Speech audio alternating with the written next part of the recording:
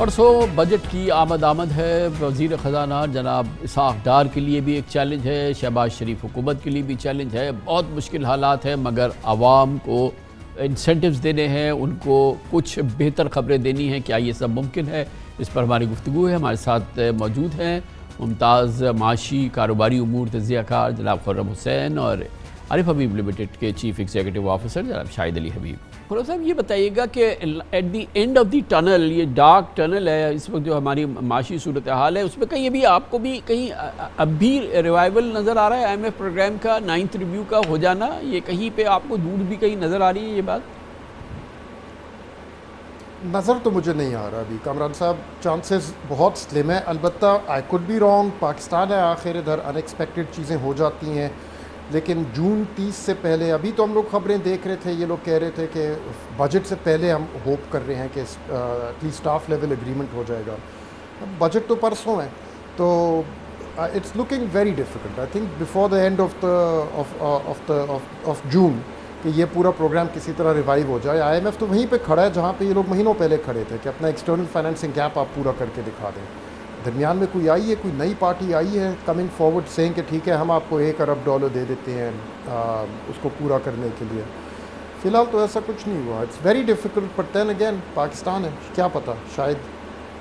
لیکن جو اس وقت خطرناک ہے, کتنا یہ سیریس چیلنج ہے, جو ایک بار پھر ایکسچینج ریٹ جو ہے قابو سے باہر ہوتا نظر آ رہا ہے, اور ایک بار پھر ہمیں پتہ ہے کہ جو ایکچوئل جینوئن اوپن مارکیٹ ہے اور انٹر بینک میں بہت بڑا فرق ایک اگین ہو گیا ہے, جس کی وجہ سے ہمارے ریمیٹنسز پہ پریشر آ رہا ہے. کیونکہ جب آپ کے پاس اوپن مارکیٹس اور انٹر بینک کے اندر اتنا سیریس فرق آ جائے گا تو کون اپنی جو ریمیٹنسز ہے وہ سرکاری چینل سے بھیجیں گے؟ یہ کتنا میسو چیلنج ہو رہا ہے اس وقت, اور یہ مزید خراب ہوتا نظر آ رہا ہے آپ کو.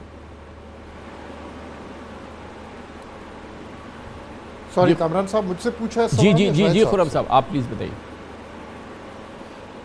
جی کامران صاحب, یہ بہت بڑا چیلنج ہے اور اس کو ابھی یہ لوگ ایڈریس نہیں کر رہے, مینیج کرنے کی کوشش کر رہے ہیں. اور یہ کافی مہینوں سے, یعنی کہ جب سے ڈار صاحب آئے ہیں, وہ ایکسچینج ریٹ کے اوپر آپ کے پروگرام میں آپ کو یاد ہوگا بیٹھے ہوئے وہ کہتے تھے کہ 1 نومبر تک 200 پہ میں لے آؤں گا. وہ تو نہیں ہوا, لیکن وہ مینیج کرتے آ رہے تھے تھرو آؤٹ. اور اس کی وجہ سے جب تک آپ کے زر مبادلہ گر رہے ہیں, ان کی لیول بہت لو ہے, تو آپ فارن ایکسچینج مارکیٹ کو چند دنوں کے لیے مینیج کر سکتے ہیں, لیکن اس کو پرماننٹلی اس طرح سے آپ سیٹنگ اس کی نہیں کر سکتے کہ ایکسچینج ریٹ سٹیبل ہو اور ساتھ ساتھ آپ کے زر مبادلہ بھی گر رہے ہوں یا بہت ایک لو لیول پہ آئے ہو. ابھی آپ نے بتایا $4.1 بلین, وہ تو مشکل سے 1 مہینے کی امپورٹس بھی نارمل صورتحال میں نہیں پے کر سکتے. اب اوپر مزید پریشر انہوں نے یہ ڈال دیا کہ جن لوگوں کی کارگوز لینڈ کر رہی ہیں پورٹ پہ, وہ چاہیں تو اپنے آف شور ڈالرز جو ہیں وہ یوز کر کے وہ پیمنٹس کر دیں. تو یہاں جو ہمیں سننے میں آ رہا ہے وہ کافی لوگ اب ہنڈی حوالہ مارکیٹ سے ہی ڈالرز خرید کے باہر بھیج رہے ہیں اور وہاں سے اپنے امپورٹس کی جو ریکوائرمنٹس ہیں اس کی پیمنٹس کر رہے ہیں. اس کی وجہ سے بہت ایک دم سے پریشر آیا ہے یہ کرب مارکیٹ پہ. لیکن اور اس کو پھر بتایا ایسے کیا ہمیں کہ وہ جی کریڈٹ کارڈ پیمنٹس کی وجہ سے ہو رہا تھا. اب ٹریڈ پیمنٹس کو آپ ادھر سے ادھر ایک اکاؤنٹ سے دوسرے اکاؤنٹ پہ شفٹ کرتے رہیں گے تو پریشر جو ہے وہ ایک جگہ سے دوسری جگہ پہ چلا جائے گا, but it will not go away. تو سچویشن کو سالو نہیں کیا جا رہا ہے, ان سے مینیج کر رہے ہیں. آپ کے خیال میں خرم صاحب ڈویبلس اس چیلنج میں, اس مشکل حالات میں جو کہ کیے جا سکتے ہیں, جس پر کرے تھوڑی اکنامک ایکٹیویٹی کو, تھوڑی سی کوئی لوگوں کا کانفیڈنس آئے, ڈو یو تھنک کوئی ڈویبلز ہیں جو کہ حکومت کر سکتی ہے ان حالات کے باوجود, اور کوئی بہت گروس اس میں وائلیشنز نہ ہو جو کہ پروڈنس ہوتی ہے اکنامک پروڈنس کی؟ کامران صاحب دیکھیں, جب سے ڈار صاحب آئے ہیں تو وہ اسی سوچ کے ساتھ چل رہے ہیں کہ کوئی چھوٹی موٹی چیزیں میں ادھر ادھر کرتا رہوں جس کے ذریعے جو بھی انیویٹیبل کام ہے جو پاکستان نے کرنا ہے اپنی اکانومی کو ایڈجسٹ کرنے کے لیے, وہ ٹلتا رہے کسی طرح. بیچ میں وہ یہ سمجھ رہے تھے کہ اگر میں جو بھی IMF مانگ رہا ہے اس کا اگر میں 75% کر لوں یا 80% کر لوں تو باقی شاید بات ہم لوگ بحث کر کے اپنی نکال ہی لیں. وہ نہیں چلی ان کی. چھوٹی چھوٹی اس قسم کی انہوں نے جو چیزیں کرنے کی کوشش کی, پریشرز اتارنے کے لیے منی چینجر سے بات کر کے امپورٹرز کو یہ پرمیشن دے کے کہ چلیں آپ اپنے آف شور پیسے یوز کر لیں اپنی امپورٹ کنسائنمنٹس کلیئر کروانے کے لیے. ان سے ایک ہفتہ 2 ہفتے 3 ہفتے کے لیے تھوڑی بہت سہولت مل جاتی ہے، لیکن پھر وہی پریشرز جو ہے وہ کسی اور شکل میں کہیں اور نظر آنے شروع ہو جاتے ہیں. جیسے اب انٹر بینک اور اوپن مارکیٹ کے درمیان اتنا بڑا گیپ ہو گیا، تو it's no way to run things for a prolonged period. Exactly. Pakistan اپنی تاریخ میں متعدد بار اسی انداز کے معاشی بحرانوں کا شکار رہا ہے، اسی انداز کے چیلنجنگ بجٹ کا ہمیں سامنا رہا ہے، مگر یہ بجٹ بھی جو کہ 9 جون کو آ رہا ہے کسی سے کم نہیں ہوگا. اس میں چیلنجز کیا ہیں اور کیوں سمجھا جا رہا ہے کہ اسحاق ڈار کی صلاحیتوں کا، ڈار صاحب کی صلاحیتوں کا یہ سب سے بڑا امتحان ہے؟ اس پر ہم بات کرتے ہیں اور اس کی ہم تفصیلی معلومات حاصل کرتے ہیں. ایکسپرٹ اوپینین ہمیں دیں گے معاشی امور، کاروباری امور کے ممتاز نیوز اینالسٹ جناب خرم حسین ہمارے ساتھ ہیں.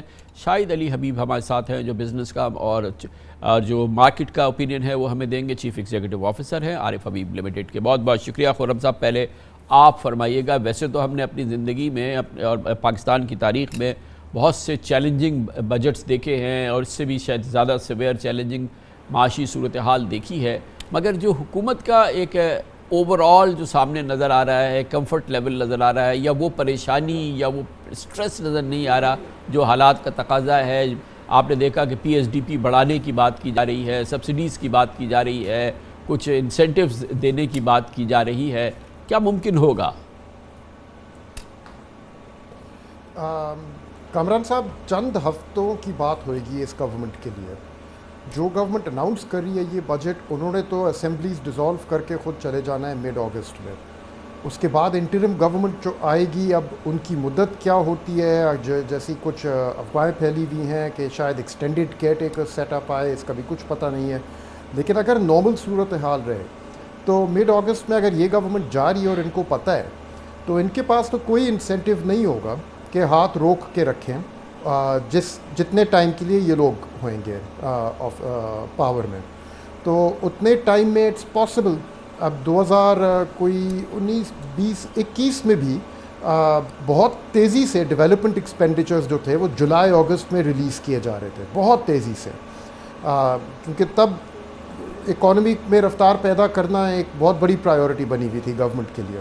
اس قسم کی چیز اگر دوبارہ ہو جائے مثال، مگر خرم صاحب یہ بتائیے گا کہ ابھی تو یہ بات ہے نا کہ یہ ایک ہوتا ہے ہمارے ہاں نارملی جو آؤٹ گوئنگ گورنمنٹ ہوتی ہے وہ بولتی ہے جو آنے والی ہوگی وہ نمٹے، اور ہم جو ہے ہمیشہ سے جنرل مشرف کے دور سے یہ ساری صورتحال دیکھ رہے ہیں. مگر یہاں تو انہیں یہ پتہ ہے نا کہ یہی واپس آئیں گے، مطلب اب جو بھی الیکشن ہوگا وہ اس میں پی ڈی ایم کسی شیپ اینڈ فارم میں یہی گورنمنٹ واپس آئے گی. تو اپنے لیے تو پھر یہ مائنڈز لے کر رہی ہیں، اس طرح کا پروگرام تو نہیں چلے گا. آئی ایم ایف کے ساتھ تو نیا پروگرام کرنا ہوگا. جی کامران صاحب، نیا پروگرام تو کرنا ہوگا، دیر از نو ڈاؤٹ اباؤٹ دیٹ.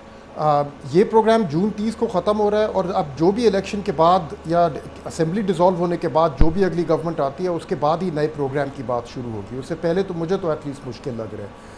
لیکن آپ درست کہہ رہے ہیں کہ ان پی ڈی ایم پارٹیز میں سے ہی کوئی نئی وہ آئے گی، کوئی combination. But I don't think کہ ابھی کوئی بھی جو پاور میں ہے لوگ وہ اس کا سوچ رہے ہیں. وہ بس یہ سوچ رہے ہیں کہ کسی طرح سے ہم لوگ ایک ایسی صورتحال جو آج کل پیدا ہوئی بھی ہے، وہاں پہ 37% اگر انفلیشن چل رہی ہے، ایسے صورتحال میں اگر الیکشن میں گئے تو پھر تو ہم گئے. تو they would want I think and they will aim کہ جو مرضی ہو جائے الیکشن سے پہلے جتنا مرضی خرچ کر کے عوام کو جو ریلیف دے سکتے ہیں دے دیں، اور پھر جو کچھ الیکشن کے بعد ہونا ہے وہ اس کے بعد ہی دیکھا جائے. تو